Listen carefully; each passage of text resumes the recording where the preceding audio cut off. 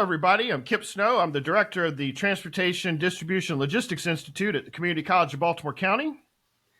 Morning, Kipp. Hey, everybody. I'm Mike Singer, community manager at Baltimore and Chesapeakebay Shipwatchers. We are a local maritime advocacy group, and we do everything we can to help promote the Port of Baltimore. So, how you doing? I'm all right. It's Sunday morning. You got your T-shirt on. I've got the Ravens sweatshirt. Mourning the loss. I have my wrong coffee cup. Well, I am going to the Oriole game today, but I forgot to grab my logo cup.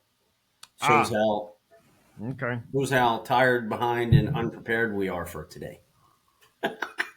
We're still going to crank it out, though. Yep. That's okay. All right. You got some shipping updates. I think sounds like some good news this week. Yeah. So real quickly, as a reminder, if you're watching this on YouTube, give us a like, subscribe, hit the bell to be alerted to new podcasts as they become available. Yeah, so let's get right into our shipping update. So, we've been tracking these truck transactions every week. And this week, really exciting. The first week, we've had 3,000 truck transactions every day. Now, we haven't seen that since before the bridge accident. So, that's really exciting. Now, it was a holiday on Monday, Labor Day. So, that is where the port is actually closed. It's deemed a no work day. So, would it have been 3,000 transactions a day if they'd have been working 5 days? I don't know. But, 3,068, 3,194, 3,304, 3,293. Were the numbers for this week, that was 3,200 even with Monday off. Well, I'm averaging it by 4. If you average it by 5, if you average the 4-day total by 5, okay, it's 2,500 a day. Okay. So we've gone. Go ahead. You still don't count that Monday though, because you can't. That's right. Not a good. Yes. Yeah, right.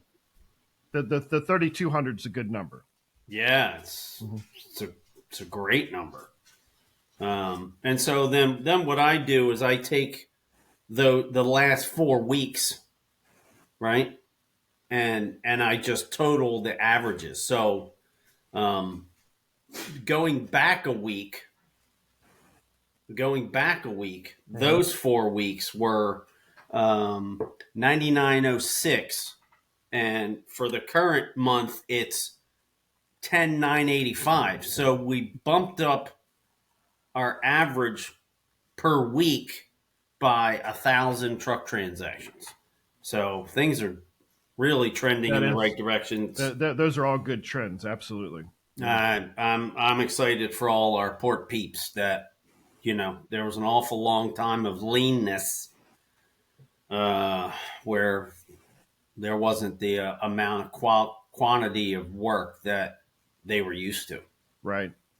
And looking back at the last podcast, and you started to show those, those positive trends over and over, and we're now starting to really see that continued progression. But in last week's podcast, you also showed the calendar for the next month, which was at the time September, and you were showing that there are already solid bookings, each day for each berth. So it's not like this is a fluke. This is that continuous, small percentage, continuous growth back, which is which is good sustainable growth. Yeah, let me just share that. Let's just go look at that real quick, okay? So here we are on the website again.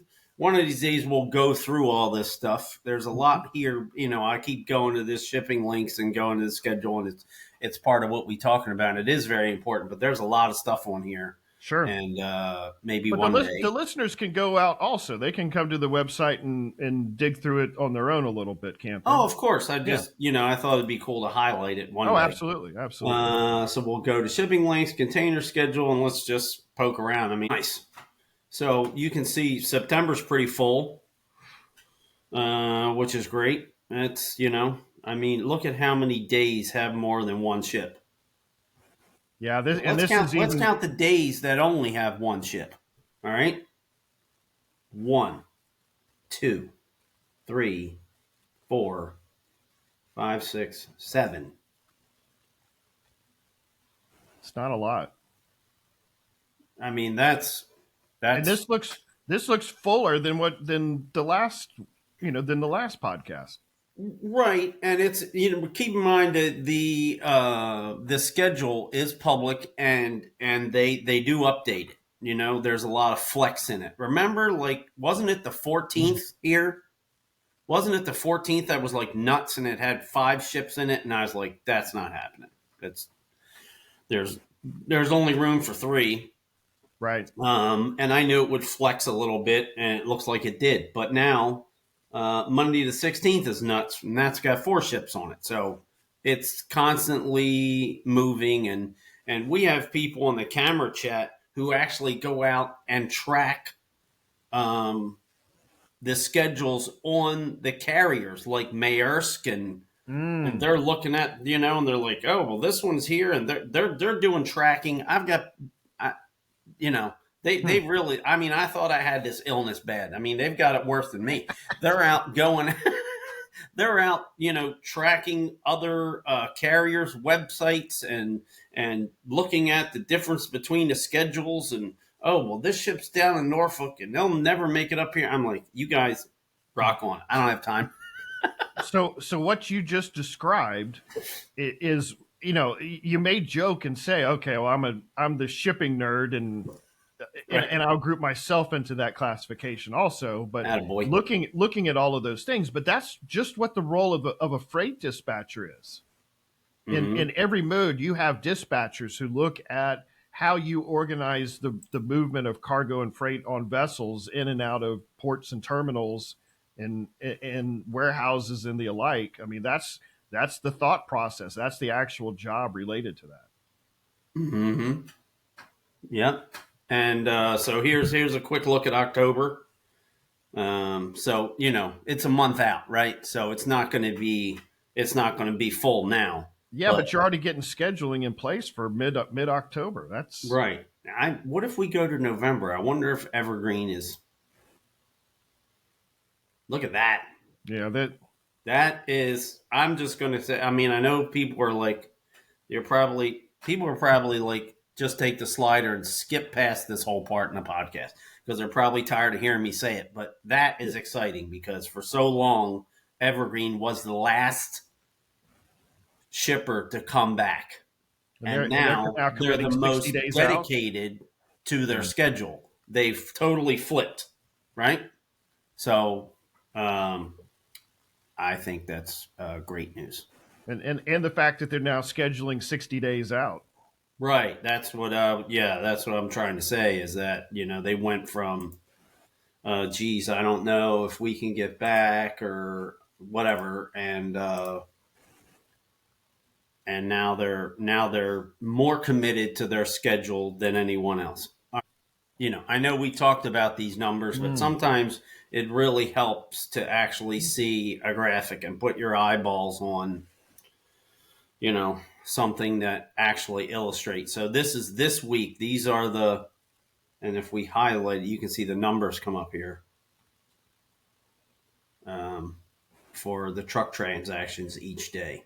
And then you can actually watch this during the day, right? So they always have the last 5 days on here. It's not, this says Monday through Friday, but next week it'll be Tuesday through Monday. So they always show the last 5 days, and the last day you can watch that bar graph grow during the day. You might actually have to refresh the browser or the website because it just won't auto update. But if you refresh it, you can actually watch it grow as the cargo comes in during the day, which is I might have to add an extra monitor at work on my desk so I can just keep this up and going every day. All right, now you're in a different level of ship goober. So, and this was from one of our the new port commissioner. I think I'm trying to think which we did some additions this week, and I'm getting my terms mixed up. Anyway, we brought in 3 new people. The governor appointed 2 port commissioners, and then we have a new. Darn it! Now let me just. The Maryland Port Administration also hired a commercial development manager. Right, and this is from him. So just some cool stats. Port of Baltimore generates 20,000 direct jobs and more than 270 jobs overall linked to port activities. The port ranked first in 2023 amongst the nation's ports for volume of autos, light trucks, roll-on, roll-off, heavy farm and construction machinery. Number 1 in imported sugar, number 1 in imported gypsum, ranked 9th amongst major U.S. ports for foreign cargo handled, and 9th in total foreign cargo value. So I know some people like to get upset because it's foreign stuff that's coming in, and so there's a point to be made there. But if we're going to be importing foreign stuff, why not do it here and help our tax base and help our local people have jobs? And so to crack the top 10 in 2 different categories as little old Baltimore, I think that's a great thing. We can get some more information on the 2 new port commissioners, and I think it's important for the public to understand what the role that the port commissioners have. Yeah, I would like to cover that. Yeah, so I'll work on that and get you some information on who the 2 new representatives are, and then some information on Matt Wypieski, I believe is how his name is said, who's the that commercial development manager, and what that role is. And so we in order for the state does have a role in this whole process of managing the importation of products. So they collect tax revenue from it. It generates jobs, and there's a job connectivity to the state. Mm-hmm. So they are actively interested in how we can use our port facilities as an asset to the state. And so they're going to have a business development personnel to go and help close in those gaps between the commercial industries here locally, and the shipping lines, and the where those companies exist out in other countries. Sometimes they take trips over to those other countries to learn and what those products are and how we can better align our importation process to that. And so somebody like, they're just taking a trip, and they're no, there really is business that's being conducted during that to try to help secure that business to come through the port. So it is important. Yeah, I would like to cover that. So I also wanted to cover. So I'm pretty sure we talked about this before, where the loader, so this telescoping arm that the coal flows on these conveyors and dumps into the holds of the ships. The one at Curtis Bay, the main one on the deepest berth, because they have 2 piers, the main one just broke and snapped. Yeah. And landed on a ship. So I've been kind of just watching through marine traffic, and you can see that the ships are going to a different pier that they don't normally go to. They have a primary pier and I guess secondary pier, and all the industry folks know that the piers are named differently. But anyway, that's my dog has to come by and say hi during the podcast. All right, buddy, go outside.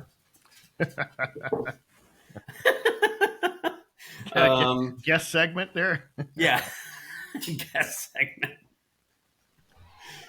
Yeah, really. I don't think he would. I don't think he would like to be a guest, but he loves attention. So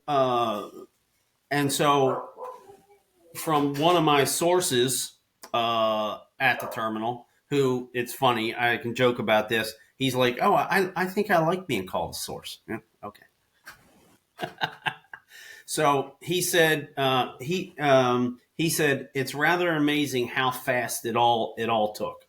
It looked like an ant colony with the amount of contractors working on the ground and in the air. All in all, replaced about 25-foot section of the boom and pretty much all new rollers, conveyor, conduits for electrical wires and such. The only thing that really needs now is cosmetic touch-ups and some extra lights they couldn't get in time. It runs and functions just like it did, maybe a tad better. No restrictions as far as tonnage going across it. We've tested it up to 800 tons per hour. Wow. So he said it's at 95% full function at full capacity, and they started using it again on Tuesday. And that's amazing. You have this piece of giant steel equipment. Now, off in a distance, it looks like a little finger hanging over a ship. Mm-hmm. But if it was in your living room or on your front sidewalk, it would look a lot different. And so you have these guys that just show up and they know their steels and materials and and they figure out where the damage is, and they figure out how to splice or bolt a splice in place, and you know your materials well enough that, of course the splice has to be stronger than the failure, and that these guys now, I think they're right down the street. I mean, literally 500 feet away in Curtis Bay, all these assets, but that, they just show up and I don't want to say cobble something together, but, engineered a solution in like a week or two. I thought they were going to have to like go buy a new one or go buy another boom and add that. It's, fascinating to me that they were able to repair this thing in like record time. Do you have a sense is that's the permanent fix, or is that just kind of a temporary? I would presume it is. I'll ask. Because if they need, do you guys have a new one on order while this is holding out, or is this the fix? I'll ask. Just curious. I mean, yeah, that's a good point. If the fix works and it can be a permanent solution, then great. But be curious about this, it happening again, or the safety aspects of it. But the fact that you have the ability to go and re-engineer a fix that quick, we haven't been talking about this one that long, right? To be able to go in there and quickly. I mean, I think we covered it last week on the podcast. It may have happened the week before, so we're talking about a whopping 2 weeks. Done, fixed.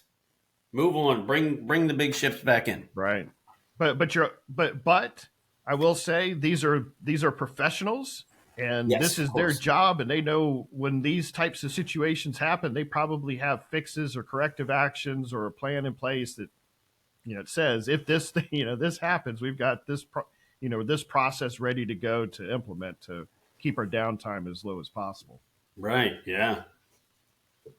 Yeah. Just cool to see that capability so fast and nearby, and absolutely. I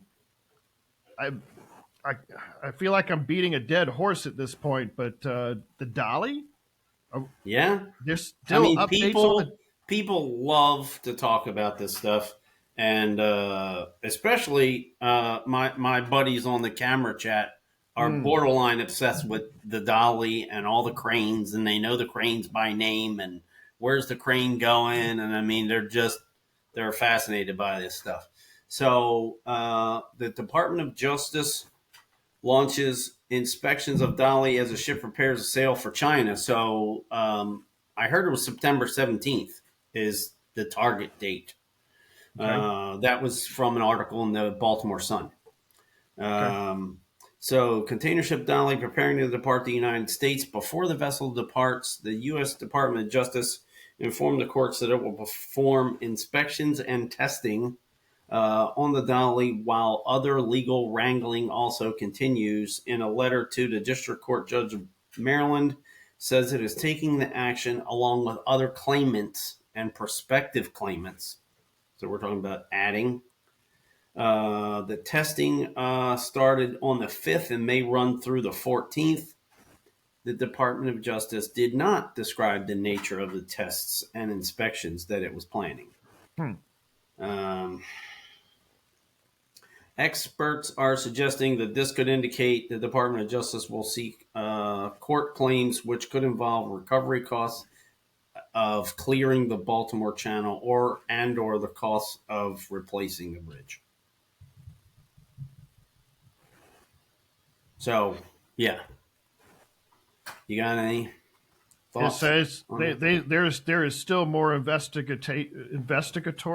Is that the word? There is. All right.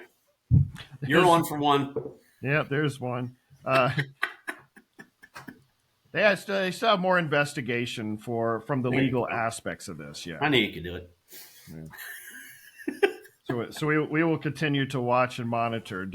Are you placing any bets as if it's actually going to leave on the 14th or 17th? You know, if I was a betting guy, I mean, might be fun, but no. No. Yeah, I wonder if you can find that in Vegas. Yes. Sports book. When is the Dali leaving Norfolk? Oh my God.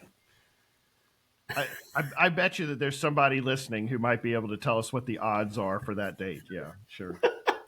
All right, There's an analyst somewhere who's having fun with numbers. Exactly. Trying to come up with a. Oh, hang on, guys. Give me 15 minutes. I'll come up with a number for you. All right. Well, I'm going to move on to our next placeholder, which is key bridge updates. But we don't really have anything major this week. So we did announce that that Kiewit is the firm that's going to be managing the rebuild. But there really hasn't been anything coming out of that. So we can move on to some other things that that caught our interest. Coming off of our John Brown trip a couple of weekends ago, they have they have a couple of things that they're working on. I believe that they're this Ghostship thing. Yeah, what do you know what this is? So they've got a fundraiser that's happening, and that's what this is. They are they are creating a fundraiser and an opportunity for people to come visit the ship through a Halloween themed activity. Right, kind of converting the ship into a haunted attraction, right? And correct. It runs. I mean, we have to get the dates because we should have this at the ready to talk about. But it runs for like a week or 10 days or something. Yeah, so it's a series of dates coming up in October on the weekends, and they'll out at Pier 13, you'll be able to go in and experience the ship in a Halloween themed environment, but in a different light, no pun intended. Our coffee hasn't kicked in enough yet this morning. Yes, we're going to get some information from the Brown on where everybody can go to register or attend. We'll have those flyers, and we'll help them to promote that. So keep that in mind coming up with the John Brown. Cool. Yeah, we'll definitely highlight that going forward. We'll probably be covering that every week.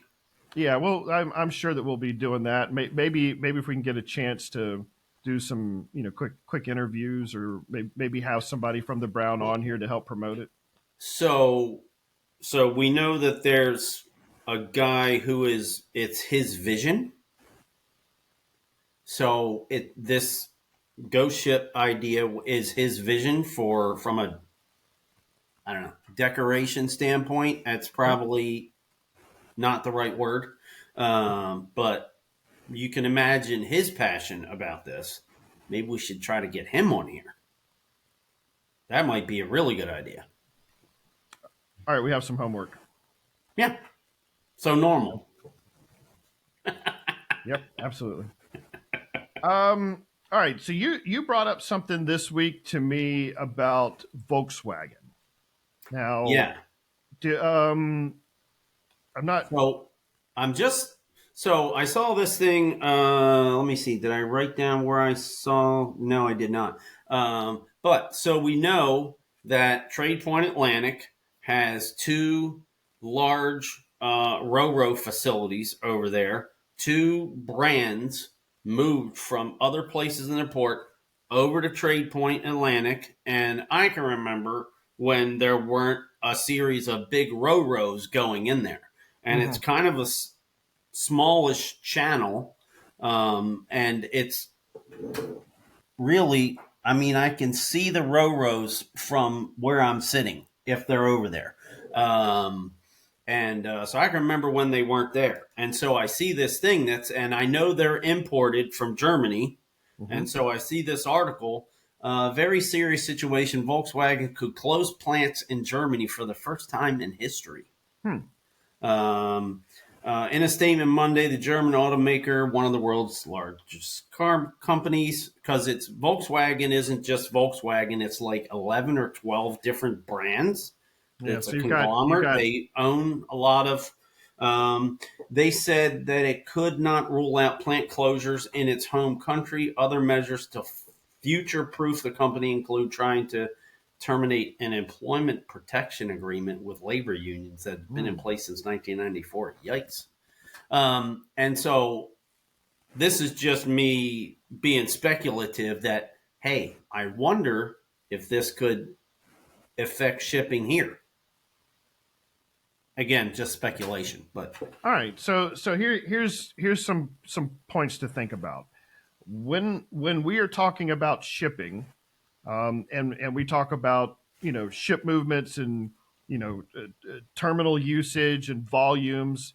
It's not that this is also tied to the business transactions before and after within the supply chain. So if people don't buy cars, there's no point in importing them.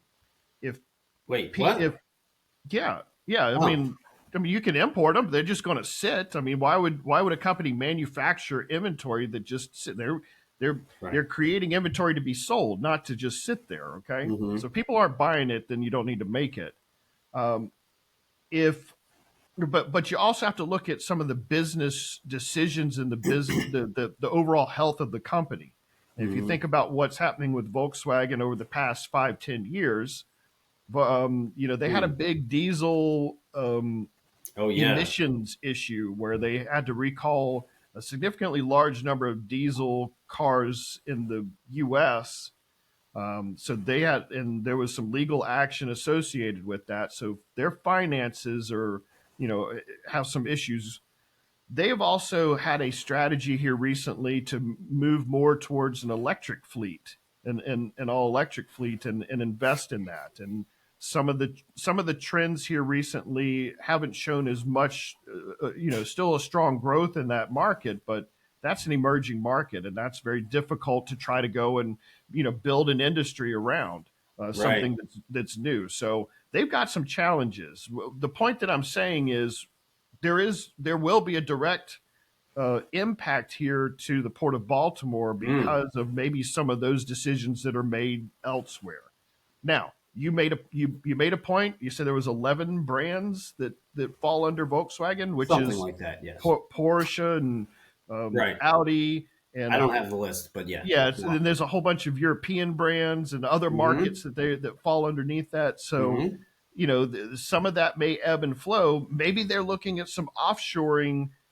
And what I would be curious about is, okay, if they close this plant, are they looking to go elsewhere with some reduced labor costs or something? What might be the or by closing this plant, do they just bring their percentage of labor costs down by closing the plant, and then you're moving whatever that 25% or not to your other facilities which have lower labor costs? And that is, yes, absolutely, that may also be part of the model. When it hits you, it's not a good feeling, right? Correct. So when we see companies leaving the U.S. for other countries for cheaper labor costs, and putting Americans out of work, it doesn't give us a warm fuzzy. Right. And so while we're on that thought process, Mm-hmm. there's been some talk about An ILA labor strike. issues at Yeah. our own Port of Baltimore. Let's So there. cover that for a moment. Yeah. So if you watched a little bit in the news over the past week or so, there's been some pressers on the ILA and the East Coast labor agreement. There's a potential strike that's looming October the 1st. Mm-hmm. And there were some meetings that were held this week with ILA and members of the United States Maritime Exchange to try to negotiate this out. Ultimately, there's two things that are two major things that are happening here. First is their existing contract is up, and this is usually a time where the parties will go and renegotiate their labor, their wages, their benefits, and those types of things for the next period of time, 3 to 5 years or what have you. Mm-hmm. But the other thing that's driving this is kind of interesting to me, which is a little bit separate for the direct labor cost, is the ILA is protesting an automation, or the use of automation to replace workers within port facilities. Mm. And then specifically down in the port, and this is what's kind of driving everything up and down on the East Coast contract, is that there's an automated gate that was installed down in the Port of Mobile that eliminated some gate positions or some wage generation positions. And that there is concern that has violated the current labor agreement, especially going into the contracts. Now, West Coast just also settled on a labor agreement with a certain wage increase, and so that's also some of the benefit, the basis of what's going on here. And at the same time, you understand that as port facilities, I mean, this is the good and the bad of it, right? And the port facility needs to stay competitive.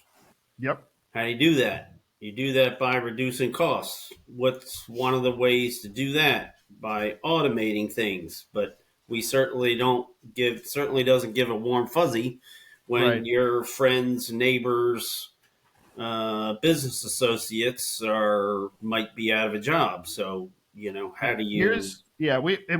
We talk about this in class when we're discussing labor and wage related transactions within transportation logistics. Mm-hmm. That if you're doing it correctly, if a company is implementing automation within a process, maybe assembly line or something Mm-hmm. like that, when you have replaced somebody's position with automation, Mm-hmm. yes, the onset does absolutely does look like, okay, well, if I put this robot, automated gate or what have you in place, Mm-hmm. and that person, that's a wage that goes away. From a cost perspective, that solution should be cheaper than the wage that you're replacing, and you wouldn't want to put something in that costs more. Of course. But the purpose behind the automation is to try to do it better, more efficient, cheaper, less errors, and those types of improvements. Mm. But you should be looking at how do you retrain that person to the next level job. That automation has to be repaired. It has to be programmed. It has to be maintained. It probably has to be lubed and oiled and serviced. What should be happening is that because of the amount of output that automation should be putting out, Mm-hmm. you're going to need more people than the person that you displaced by putting that automation in. So you should be hiring 4 to 5 more people when you replace that replace that single person with automation. And so those firms should be training those people up to say, you know what? Yes, we did put a gate in, but you understand the process. You understand because you've been working the process. You need to be trained. Let's train you on how to work this automation, and you can have much more output. And you know what? Because we are cranking more widgets out, I can actually pay you more because of that. So if you look at automation from that perspective, and if firms and companies are doing it properly, yes, we need to reduce some cost, but our output should be more. We need to hire more people because we're inputting in automation. Interesting. That's a good point. So, I didn't think it's about just that a different perspective. I do understand that there are situations that are tied to those people. Oh, Hey, of I may course. not be able to be retrained, or Of course. companies when they put these solutions in place should be mindful of the assets that they have in their workforce. There's so much importance around the people that there are ways to go and find this. But anyway, there are some things I'm curious to watch and see.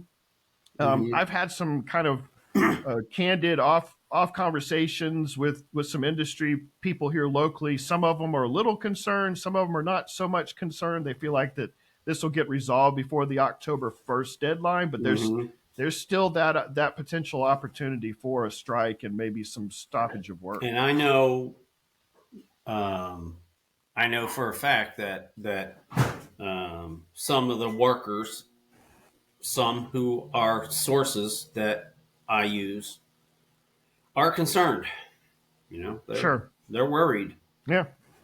Yeah, it is. This is. I mean, I'm not downplaying it. That's No.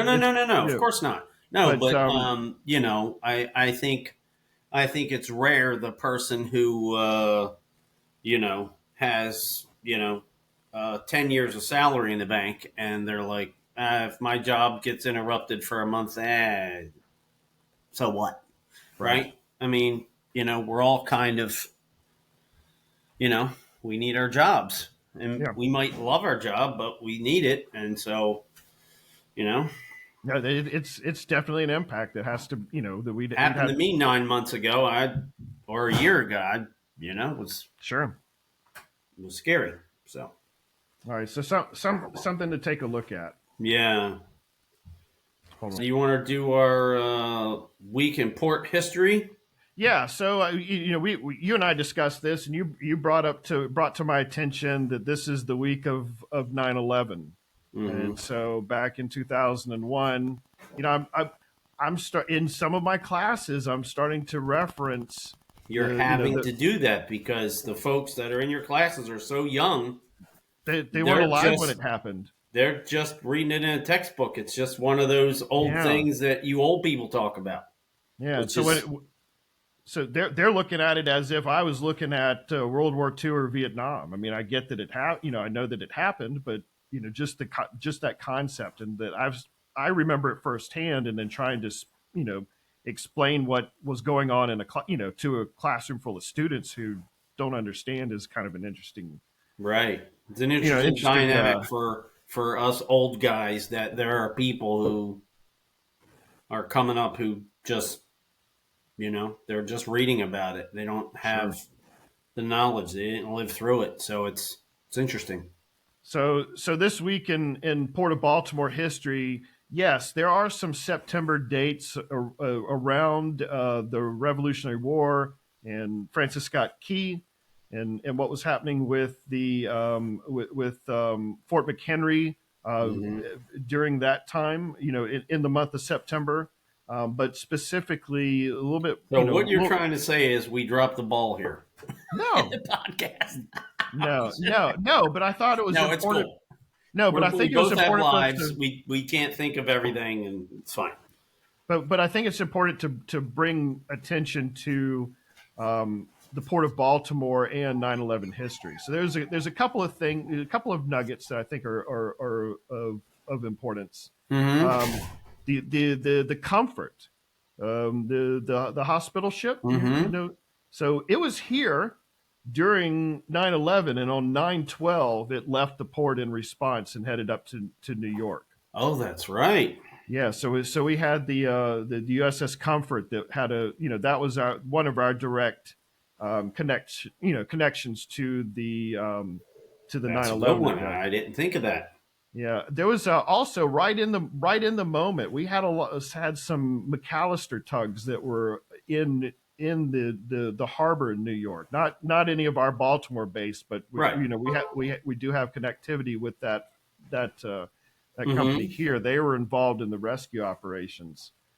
But one of the kind of one I want to say good. I mean, one of the outcomes Okay. was people started to not look at the airline industry as a means for travel within the short term, and cruise companies were starting to say, how else can we not lose business because of this? Because people aren't flying as much, Right. which resulted in the increase of cruise operations here in the Port of Baltimore. And I And so you think can the speak.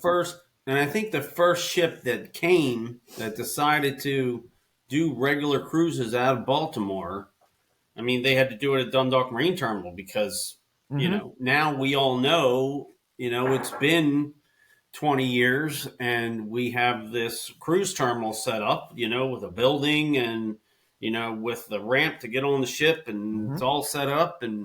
But back then, we didn't have regular cruises here, right? Yeah. I shouldn't even be asking that. I should know that. They can take away my shipwatcher's card.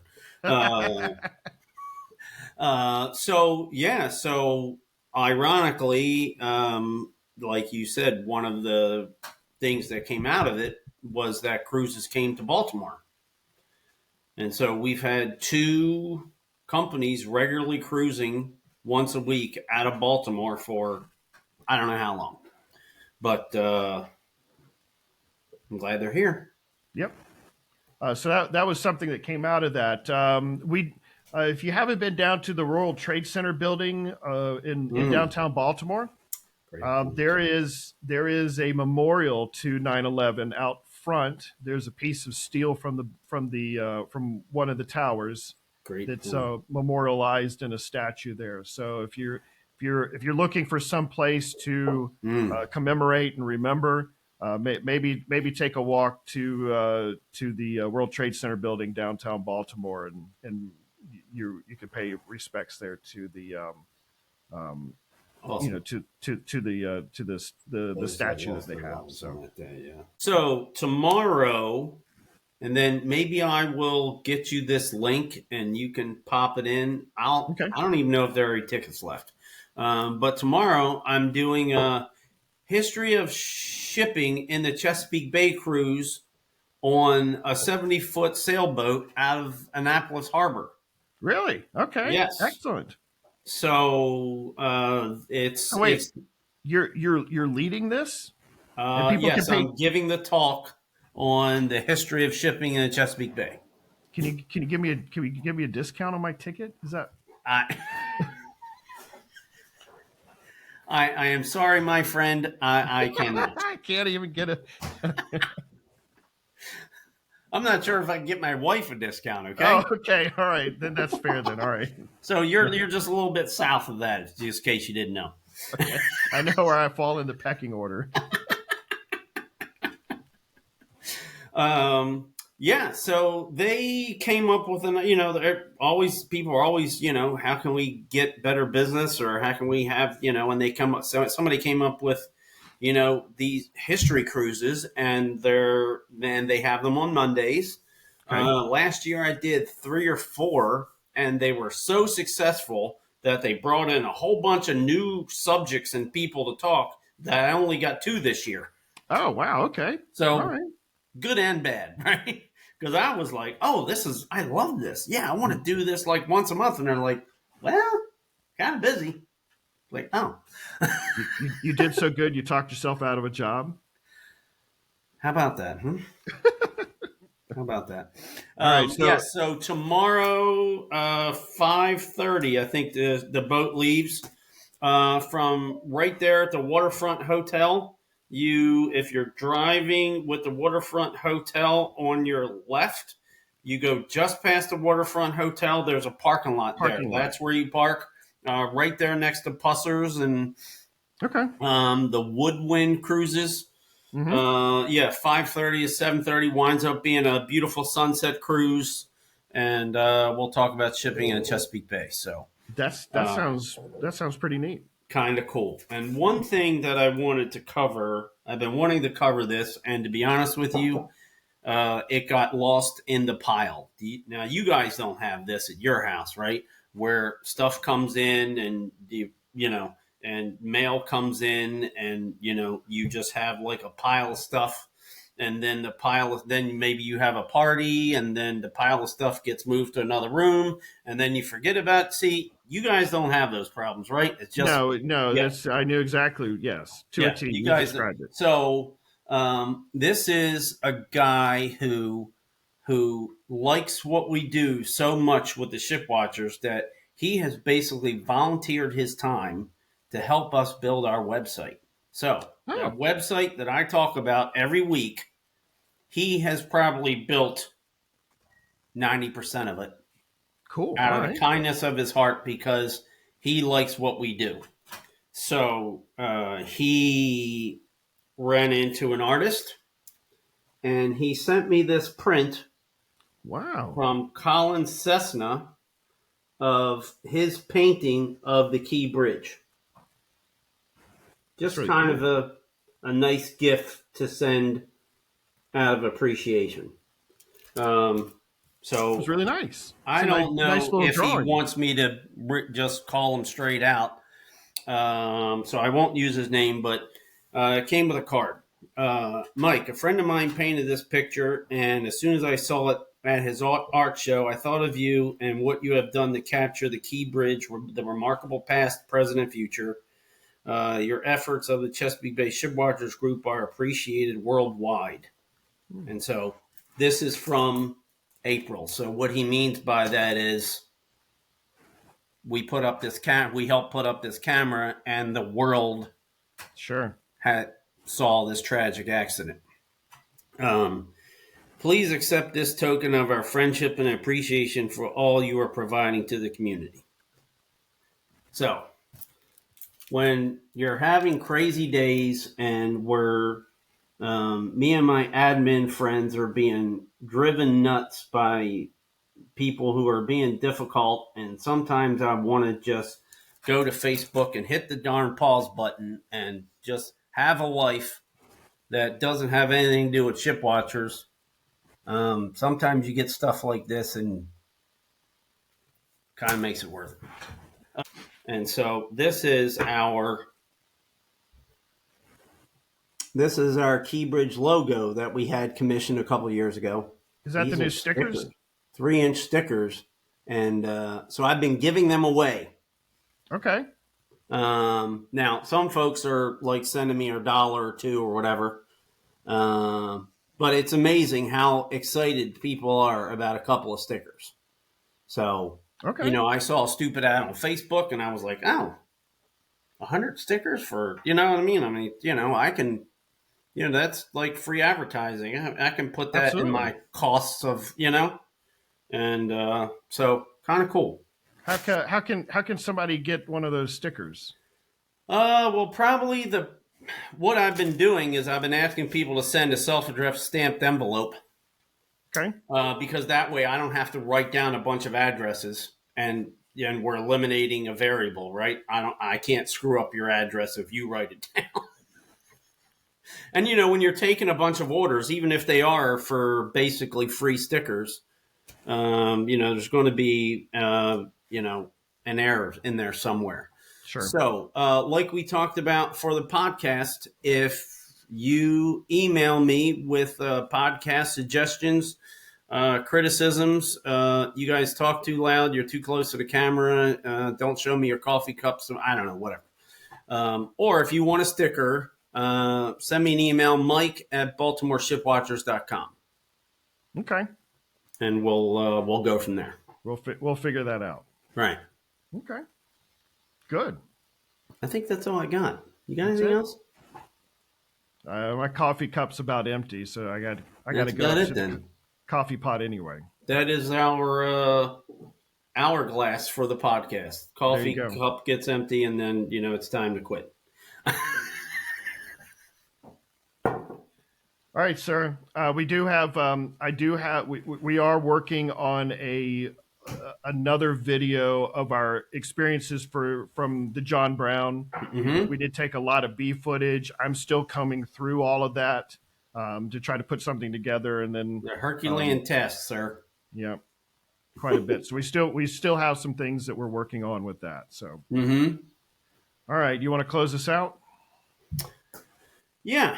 So, as we always talk about, we're a Facebook group. It's a nice, friendly place to be. We have almost 16,000 people there who love the port and are really curious about how things work. And we help teach people.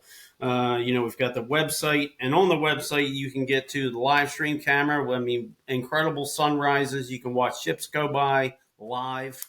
You can click through to YouTube and like chat and talk to people about what's going on.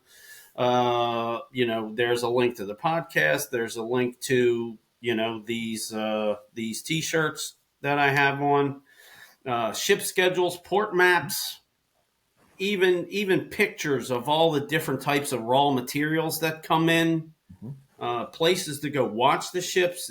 It's full of information. And we're also available as Balto Ches on Twix. Shout out Amy Lawrence. And on Instagram and YouTube. And if you like to listen to this in the audio format, you can get it on Spotify and Apple iTunes. And I had a couple of conversations this week. There's a couple other platforms that people listen on that I'm going to work on getting it on those. Oh, cool. Yeah, platforms. Let's talk about that offline. I'd be curious to hear what those are. Sounds good. All right. All right. 3, 2, 1. Happy shipwatching. Maybe we do work on a recording for that. Whatever, it's all good. Everybody have a good week. Have a great week.